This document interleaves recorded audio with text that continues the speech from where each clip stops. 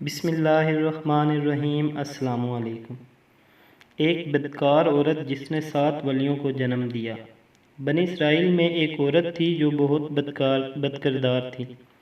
اللہ نے اس کو حسن و جمال خوب دیا تھا اور وہ بدکار بھی انتہا درجے کی تھی۔ پوری بستی کے ساتھ اس کے تعلقات تھے۔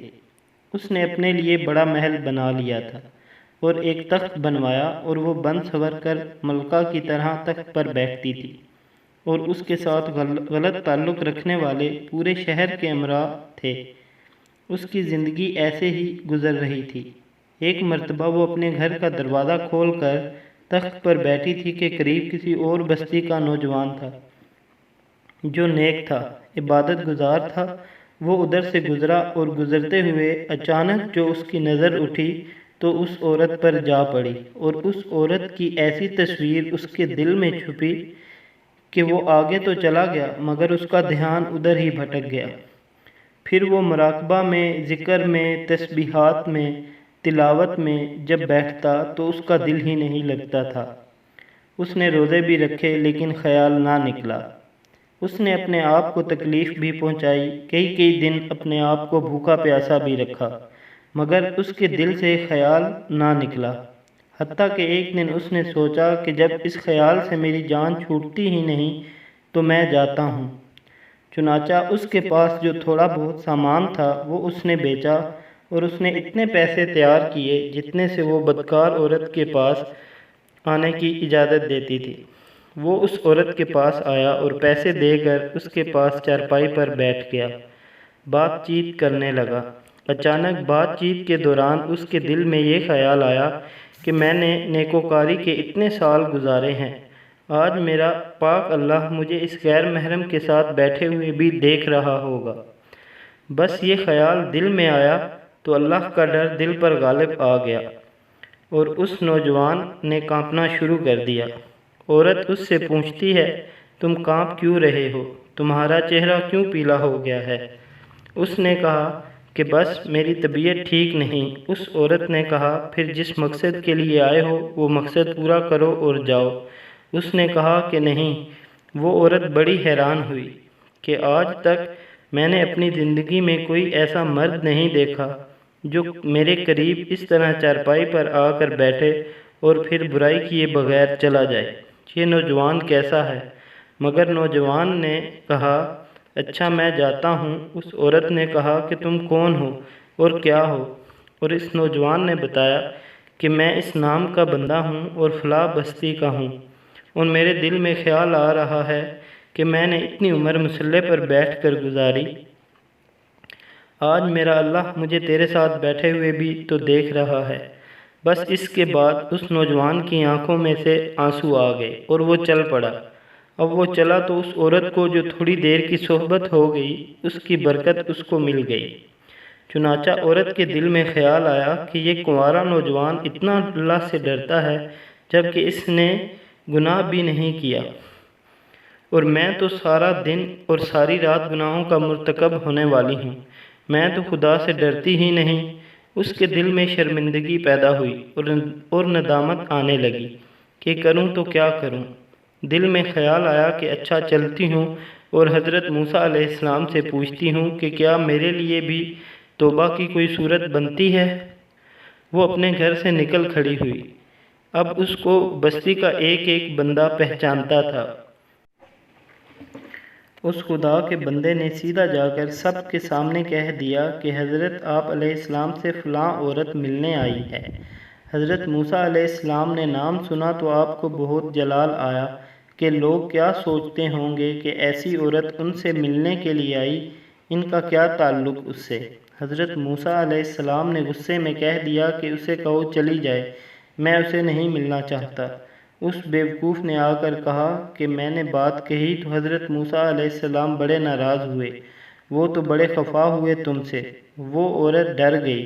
اس نے کہا کہ میری بدکاریاں ایسی ہیں کہ اللہ مجھ سے پہلے ناراض تھا اور اب اللہ کا نبی علیہ السلام بھی مجھ سے بہت بات نہیں کرنا چاہتا، میرے لیے تو اب اس دنیا میں ٹھکانہ کوئی نہیں۔ بڑے اداس اور بوجھل قدموں کے ساتھ وہ وہاں سے واپس آئی اور اسے سمجھ نہیں آ رہی تھی کہ وہ کیا کرے۔ اب وہ حیران تھی کہ اللہ کے نبی نے بھی میرے ساتھ بات کرنا گوارا نہ کیا، میں اتنی گری ہوئی چیز ہوں کہ وہ بات کرنا بھی نہیں چاہتے۔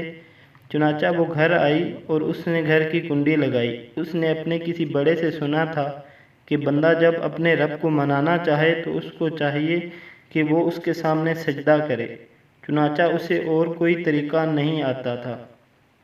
گھر کی کنڈی لگا کر ایک جگہ اس نے اللہ کے سامنے سجدہ کیا، دل سے یہ کہہ رہی ہوگی، میں تیرے سامنے جھک رہی ہوں خدا، میرا کوئی نہیں اللہ تیرے سوا۔ اسے پوری دنیا میں اور کوئی نجات کا راستہ نظر نہیں آتا تھا۔ پھر اللہ کی شان دیکھیے، اس نے رات گزاری۔ اگلے دن اس کے دل میں خیال آیا، میں عورت ذات ہوں، اکیلی مکان میں رہتی ہوں اور ایک میری خادمہ ہے، تو میں اگر نیت کر بھی لوں تو جتنے لوگوں نے میرے ساتھ بدکاریاں کی ہیں وہ مجھے اس میں نہیں رہنے دیں گے، تو بہتر یہ ہے کہ میں اس جگہ کو چھوڑ کر چلی جاؤں۔ تبھی اس نے فیصلہ کر لیا کہ میں یہاں سے چلی جاتی ہوں۔ اس نے اپنے آپ کو ایک سادہ سے کپڑے میں لپیٹا تاکہ کوئی کپڑوں کو اور حسن و جمال کو نہ دیکھے کہ یہ کون جا رہی ہے۔ پھر اس نے سوچا، عورت ذات ہوں، کہاں جاؤں؟ دل میں خیال آیا کہ وہ نیک نوجوان تھا جس کے دل میں اللہ کا اتنا خوف تھا کہ وہ اللہ کے ڈر سے کانپ رہا تھا۔ کیوں نہ میں اس نیک بندے کے پاس چلی جاؤں اور اس کی خادمہ بن کر رہ جاؤں، ممکن ہے کہ وہ مجھے نکاح میں قبول کر لے۔ یہ اس بستی کی طرف چل پڑی۔ چنانچہ ڈھونڈتے ہوئے یہ اس بستی میں اس کے گھر پہنچی اور گھر والوں سے کہا کہ میں فلاں بندے سے ملنے کے لیے آئی ہوں۔ تو انہوں نے کہا، اس کا ذکر و عبادت کا معمول ہے اور وہ کمرے سے اتنے بجے نکلتا ہے، تم انتظار کر لو۔ چنانچہ اس نے کہا، بہت اچھا۔ وہ عورت انتظار میں بیٹھ گئی۔ جب انتظار کرنے بیٹھی ہوئی تھی تو اچانک اس نوجوان نے دروازہ کھولا اور اس کی نظر اس عورت پر پڑی۔ یہ سامنے بیٹھی ہوئی تھی۔ جب نوجوان نے عورت کا چہرہ دیکھا تو اس کو اپنا وہ وقت یاد آ گیا۔ وہ کون سا وقت تھا؟ میں اپنے مسلح کو چھوڑ کر بالآخر اس کی چارپائی پر جا بیٹھا تھا، تو اس نوجوان پر خوف طاری ہو گیا کہ کہیں یہ میرا ایمان خراب کرنے تو یہاں نہیں آ گئی۔ میں نے تو اتنی مشکل سے اس کا تصور ذہن سے نکالا تھا۔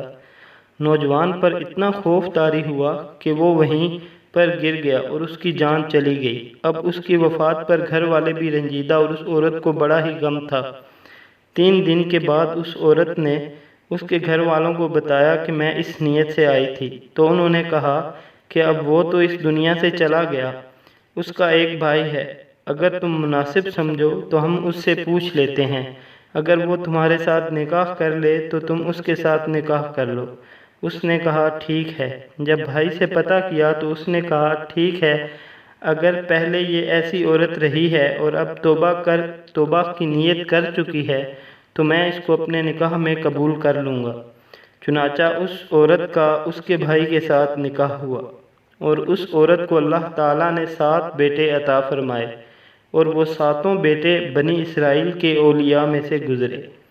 ایسی بدکار عورت بھی اگر توبہ کرتی ہے تو اللہ تعالیٰ اسے 7 ولیوں کی ماں بنا دیتا ہے۔ وہ مولا کتنا کریم ہے۔ اے بندے، وہ تیرے گناہوں پر کتنے پردے ڈال کر رکھتا ہے، کبھی تو نے سوچا ہے؟ اب بھی وقت ہے، سدھر جا۔